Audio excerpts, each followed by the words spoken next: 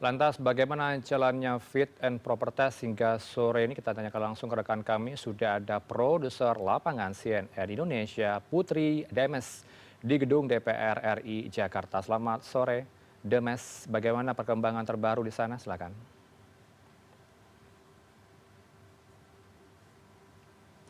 Ya, selamat sore Heranov. Fit and proper test atau uji kelayakan dan juga kepatutan untuk calon hakim agung dan juga hakim ad hoc HAM Mahkamah Agung ini sudah berjalan sejak tadi pagi sekitar pukul 10 waktu Indonesia Barat dan dijadwalkan sebenarnya selesai di pukul 5 sore ini. Namun tadi prosesnya berjalan lebih cepat sehingga di pukul 4 sore waktu Indonesia Barat tadi proses untuk uji fit and proper test untuk 4 orang pada hari ini sudah selesai. Jadi setelah kemarin ini pada hari pertama fit and proper test ini sudah dilakukan untuk 4 calon hakim agung. Di hari ini seperti yang tadi Anda sampaikan, Heranov, di dalam pengantar ada 3 calon hakim agung dan juga ada 1 calon hakim ad hoc HAM yang hari ini kemudian mempresentasikan di hadapan anggota Dewan di Komisi 3 DPR RI bagaimana visi dan misi yang akan mereka bawa ketika nanti terpilih menjadi calon hakim agung ataupun menjadi hakim ad hoc di HAM di Mahkamah Agung. Dan kalau tadi membahas profilnya untuk yang pertama tadi di pukul 10 di sesi pertama ada Triyono Martanto yang merupakan calon hakim agung dan yang menarik dari Triyono Martanto ini ia sudah mengikuti seleksi untuk calon hakim agung ini selama 5 kali berturut-turut dan untuk di tahun ini seperti tadi Anda sampaikan juga di pengantar bahwa ia ingin pengadilan pajak ini di bawah satu atap Mahkamah Agung dan juga memperlakukan pajak bagi platform digital asing yang selama ini juga masih abu-abu untuk peraturannya. Kemudian yang kedua tadi ada Agustinus Purnomo Hadi, ini juga merupakan calon hakim agung yang mengusulkan untuk koneksitas antara pengadilan militer dan juga pengadilan sipil untuk unsur keadilan nanti jika dirinya terpilih menjadi calon hakim agung. Dan Agustinus Purnomo Hadi ini sudah berkiprah sebelumnya di hakim ad hoc tipikor di Mahkamah Agung. Kemudian tadi dipotong dengan istirahat dan berlanjut untuk sesi kedua. Tadi ada 2 lagi yakni Diana Malenita Ginting untuk calon hakim agung juga yang akan dicalonkan untuk hakim agung Kamar Tata Usaha Negara di bagian pajak. Kemudian yang keempat tadi terakhir di Bonifasius Nadia Alibowo yang merupakan calon hakim ad hoc HAM di Mahkamah Agung.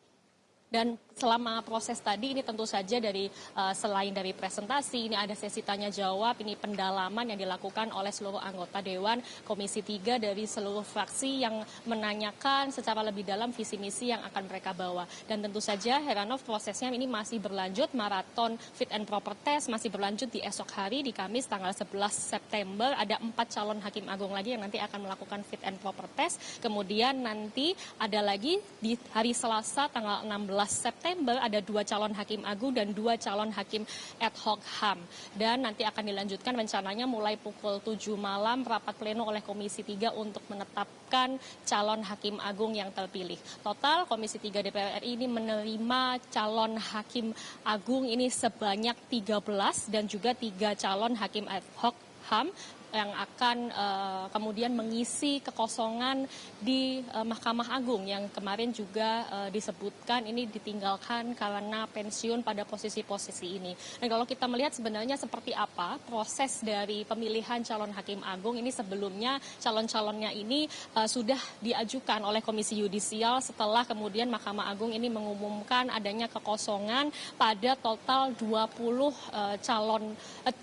hakim agung maupun hakim ad hoc, yakni ada Kamar Pidana, Kamar Perdata yang totalnya ada 17 dan juga ada 3 ad hoc HAM yang juga kemudian kosong dan nanti belum diketahui apakah dari 16 calon hakim yang di fit proper test selama 4 hari ini apakah akan nanti lolos semuanya ataupun tidak. Tentu saja kita melihat dari rapat pleno esok. Kemudian dari Komisi Yudisial tadi ini mereka sudah mengalami kemudian seleksi administratif, kemudian uji kelayakan dan juga wawancara terbuka yang dilakukan oleh Komisi Yudisial maupun dari pihak eksternal yang melibatkan pakar. Jadi yang awalnya seluruh calon calon yang mengajukan diri ini ada 183 orang, Heranov, pada saat disampaikan di Komisi Yudisial, namun kemudian mengalami berbagai seleksi yang Komisi Yudisial ini juga sudah mengklaim bahwa dipastikan tidak ada calon titipan karena seluruh prosesnya ini berlangsung secara transparan dan kemudian para calon ini tidak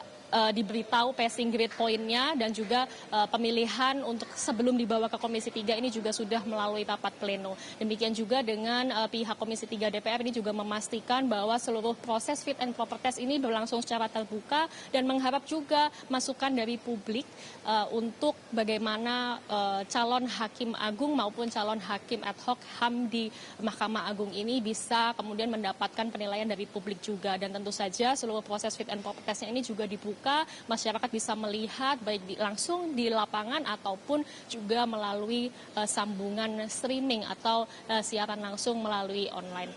Dan tentu saja Heranov, karena Hakim Agung di Mahkamah Agung ataupun Hakim ad hoc HAM ini menangani berbagai peradilan yang ada di Mahkamah Agung, kemudian juga ada kasasi, kemudian juga ada